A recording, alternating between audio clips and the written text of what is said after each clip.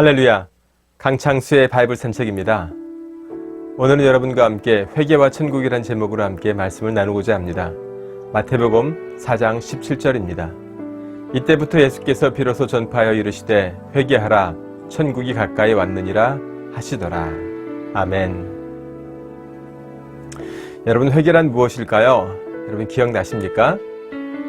국어사전에서는 회개는 잘못을 뉘우치고 바로 잡음이라고 했습니다. 뉘우치는 것으로 끝나는 것이 아니라 바로 잡는 것까지가 회개입니다. 내가 회개를 바로 알지 못하면 천국이 내게 다가올 수 없음을 우리는 잘 알아야 합니다. 얼마나 많은 그리스도인들이 회개를 잘못을 인정하는 것으로만 알고 있는지 모릅니다. 내가 잘못했습니다, 이렇게 고백하면, 내가 죄인입니다, 이렇게 고백하면 회개가 끝난 것으로, 회개한 것으로 착각하고 있습니다. 여러분, 성경에 보면 가룟 유다가 있는데요, 마태복음 27장 3절과 5절에 보면 때 예수를 판 유다가 그의 정죄됨을 보고 스스로 뉘우쳐 그 은 30을 대제사장들과 장로들에게 도로 갖다 주며 가로되 내가 무죄한 피를 팔고 죄를 범하였도다 하니 저희가 가로되 그것이 우리에게 무슨 상관이 있느냐, 내가 당하라 하거늘 유다가 은을 성소에 던져놓고 물러가서 스스로 목매어 죽은지라. 유다가 스스로 뉘우쳤다고 말을 합니다. 여러분, 회개는 잘못을 뉘우침으로 끝나서는 안 됩니다. 그런데 우리는 가룟 유다처럼 죄를 뉘우치고는 하나님께 용서의 기도를 드리기만 하면, 회개 기도만 하면 죄가 용서받은 것처럼 살고 있지 않습니까? 어쩌면 가룟 유다는 자신의 잘못을 철저히 깨달았기에 스스로 죽음을 택하였습니다. 나는 가룟 유다만큼 내 잘못을 뉘우치고 있습니까? 내 잘못을 인정하고 있습니까? 나는 어떻게 살아가고 있습니까? 내가 잘못을 뉘우쳤다면 이제 바로 잡아야 합니다. 삶으로 돌이켜야 한다는 것입니다. 회개를 영어 사전에서는 이렇게 정의합니다. Repentance, a change of attitude and action from sin toward obedience to God.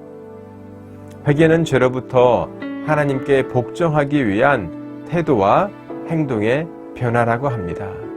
내 마음뿐만 아니라 내 삶도 완전히 변화되는 것을 회개라고 하고 있습니다. 여러분, 에덴 동산을 아십니까? 여러분, 에덴 동산의 그림을 보면 이런 그림이 있죠. 아담과 하와가 있는데 그 사이에 누가 있죠? 많은 동물들이 있지만 뱀이 있습니다. 그렇죠. 이 뱀이 다가와서 아담과 하와를 유혹하는 것을 보게 됩니다. 특별히 아담이 아니라 하와를 유혹해서 아담까지 무너뜨리는 것을 보게 됩니다.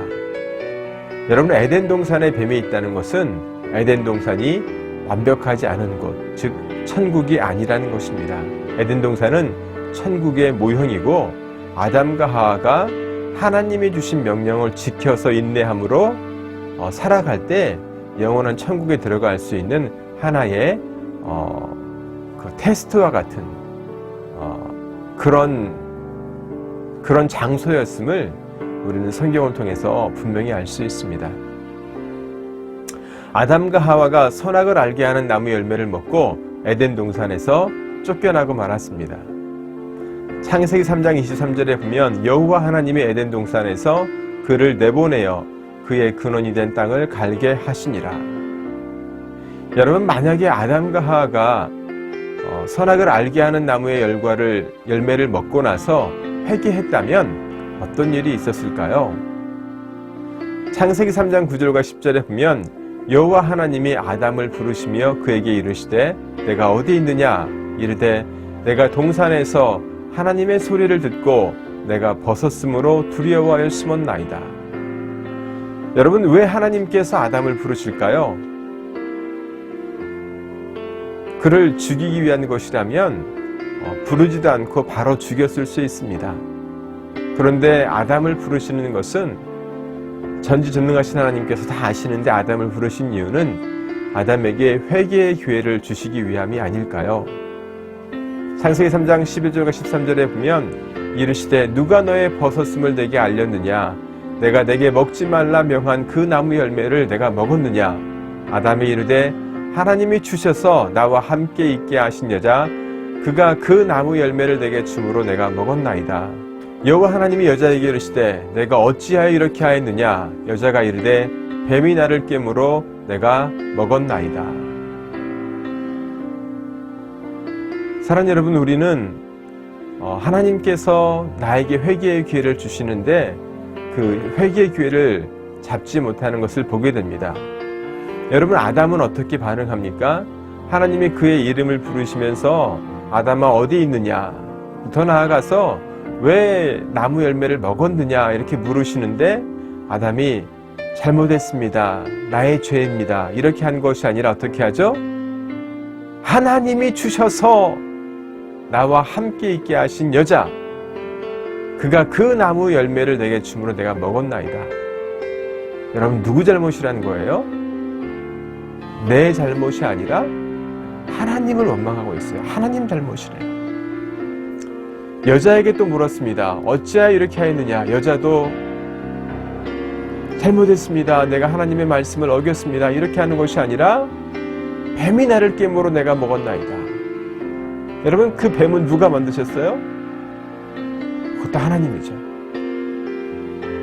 하나님이 나에게 회개의 기회를 주시는데 많은 사람들은 회개를 하지 못하고 핑곗거리를 찾습니다. 다른 사람의 죄를 찾는다는 것입니다. 여러분, 우리가 회개할 때 반드시 명심해야 되는 것은 다른 사람의 죄가 아닌, 다른 사람의 실수가 아닌, 다른 사람 때문이 아닌 나 때문이다. 이렇게 우리가 나를 볼 수 있어야 합니다. 우리가 회개를 하는데 내 죄를 찾지 않고 다른 사람의 죄를 찾는데, 핑곗거리를 찾는데 빠른 우리를 보게 됩니다. 마태복음 7장 3절에 보면 어찌하여 형제의 눈 속에 있는 티는 보고 내 눈 속에 있는 들보는 깨닫지 못하느냐, 이렇게 말씀하고 있어요. 우리는 나는 이런 사람이 아니라고 하면서, 여러분 이런 사람 아니죠? 형제의 눈 속에 있는 티는 보고 내 눈 속에 있는 들보는 깨닫지 못하는 그런 사람입니까? 그런데 우리는 이런 사람이 아니라고 하면서 너무나 자연스럽게 다른 사람을 평가하고 판단하고 정죄하지 않습니까? 그래서 내가 다른 사람을 너무나 쉽게 평가함으로, 판단함으로 그 사람의 영혼에 상처를 주는, 아프게 하는 그러한 삶을 살고 있지는 않습니까? 오늘 내 속에 그런 것이 있다면 그러한 모든 것들을 다 버려야 될 줄로 믿습니다. 하나님 앞에 회개함으로 예수의 피로 다 씻어내시기를 주의 이름으로 축원합니다. 살펴보면 제가 그런 사람이에요. 여러분, 세례 요한은 마태복음 3장 1절과 2절에 보면 세례 요한이 이르러 유대 광야에서 전파하여 말하되 회개하라 천국이 가까이 왔느니라 하였으니. 여러분, 왜 우리를 세례 요한이라고 할까요? 요한이 세례를 베푸는 자였기 때문입니다. 여러분, 세례 받으셨습니까? 그러면 세례를 받는 목적이 무엇입니까? 사지선다입니다. 1. 예수님께서 세례의 본을 보이셨기에. 2. 교회에서 신자들에게 베푸는 의식이기에. 3. 구원을 받기 위해서. 4. 회개하기 위해서. 정답은? 다 맞을 수도 있어요. 1, 2, 3, 4. 우리가 교회에서 이런 거라고 다 배웠을 거예요. 그런데 이 중에 하나만 고른다면, 다 맞는 말이지만 하나만 고른다면 정답은 몇 번? 4번이에요. 여러분, 왜요? 마태복음 3장 11절에 보면 세례 요한은 분명하게 세례를 주는 목적을 말하고 있어요. 3장 11절에 나는 너희로 회개하게 하기 위하여 물로 세례를 베풀거니와 내 뒤에 오시는 이는 나보다 능력이 많으시니 나는 그의 신을 들기도 감당하지 못하겠노라. 그는 성령과 불로 너희에게 세례를 베푸실 것이요. 이렇게 말씀하고 있어요. 회개하기 위해서, 내가 회개하기 위해서 세례를 베풀었다고 말을 합니다. 여러분, 세례 요한의 회개는 어떻게 보면 내 심령 속에 있는 죄를 깨닫고 내가 예수님께로 가게 하기 위한 그러한 회개입니다. 그런데 마태복음 17절에 보면 이때부터 예수께서 비로소 전파하여 가라사대 때 회개하라 천국이 가까이 왔느니라 하시더라. 예수님도 또한 똑같은 말을 선포하고 있죠. 회개하라 천국이 가까이 왔느니라. 여러분, 이 말씀은 요한을 통해 이미 세례를 받은 사람들에게 주님이 외치신 것이에요. 그러므로 요한이 회개의 세례를 준 것과 다른 의미가 있다고 볼 수 있어요. 주님의 회개는 천국에 가기 위한 회개입니다. 이것이 불세례이며 이것이 성령 세례입니다. 말씀의 씨를 받아 내가 회개했다면 이제는 성령을 통해 씨가 싹이 나고 자라고 열매 맺어가야 합니다. 이렇게 살지 못하는 죄를 날마다 회개함으로 내가 천국을 향해 한 걸음 한 걸음 나아가는 것입니다. 여러분, 이 세상은 세 가지의 세상이 있습니다. 첫 번째 세상은 천사의 세계입니다. 하나님께서 아담과 하와, 이 땅을, 이 지구, 온 우주를 만들기 전에 먼저 천사들을 만드셨습니다. 그 중에 루시퍼가 있죠. 두 번째 세상은 천지창조의 세계입니다. 하나님이 첫째 날, 둘째 날, 셋째 날 이렇게 여섯째 날 아담과 하와를 만드신 이 천지창조의 세계, 그 세계에 여러분과 제가 살고 있습니다. 우리는 지금 아담의 세계에 살고 있는 거예요. 자, 그리고 세 번째 세상인데 이것은 새 예루살렘 천국입니다. 영원한 천국이에요. 제가 에덴 동산은 천국의 모형이라고 했죠. 천국은 아니라고 했습니다. 왜요? 사탄이 있는 곳이에요. 뱀이 있는 곳이에요.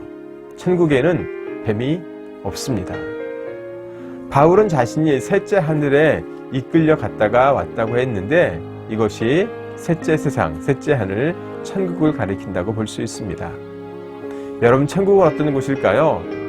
많은 구절들이 있지만 요한계시록에 그래도 가장 정확하게 천국을 표현하고 있습니다. 계시록 21장 3절과 4절에 보면 내가 들으니 보좌에서 큰 음성이 나서 이르되 보라, 하나님의 장막이 사람들과 함께 있음에 하나님이 그들과 함께 계시리니 그들은 하나님의 백성이 되고 하나님은 친히 그들과 함께 계셔서 모든 눈물을 그 눈에서 닦아주시니 다시는 사망이 없고 애통하는 것이나 곡하는 것이나 아픈 것이 다시 있지 아니하리니 처음 것들이 다 지나갔음이러라. 여러분, 천국은 눈물이 없다고 합니다. 이 말은 근심과 걱정과 염려, 아픔이, 상처가 없다는 거예요. 죽음도 없다는 것입니다. 애통하는 것이나 곡하는 것이 다시 없다고 말씀하고 있어요. 사랑 여러분, 이 천국에 들어가기 원하십니까? 저도 이 천국에 들어가기를 원합니다. 여러분, 천국에 들어가기 위해서는 오늘 말씀을 정리하면서 첫째로 나는 예수님을 믿기 위해서도 나의 죄를 회개해야 하며 예수를 믿은 이후에는 더욱 나의 죄를 매일 회개하는 삶을 살아가야 합니다. 그래야 천국 갈 수 있어요. 둘째, 내가 회개의 기회를 가질 수 있는 시간은 오직 내가 육의 생명을 가졌을 때뿐입니다. 하나님께서 아담과 하와에게 너희가 청령 죽으리라 했을 때 이 죽음은 육체의 죽음을 의미한 것이 아니에요. 영의 죽음을 의미한 것이에요. 왜냐하면 하나님께서 죽으리라 했을 때 이 죽으리라는 것은 내가 지옥에서 영원히 사는 것을 의미했어요. 즉 영의 죽음이 아니에요. 육체의 죽음을 의미한 것일 뿐입니다. 그래서 내가 이 육체를 가지고 있을 때 그때 내가 회개해서 내가 영의 죽음을 면해야 한다는 사실입니다. 셋째로 내가 천국을 소유하기 위해서는 나에게 다가오는 모든 환경들을 마지막까지 이기는 자가 되어야 합니다. 여러분과 저는 끝이 좋아야 합니다. 마지막 우리 인생의 끝이 정말 좋은 여러분과 제가 되기를 주의 이름으로 축원합니다. 감사합니다. 다음 시간에 뵙겠습니다.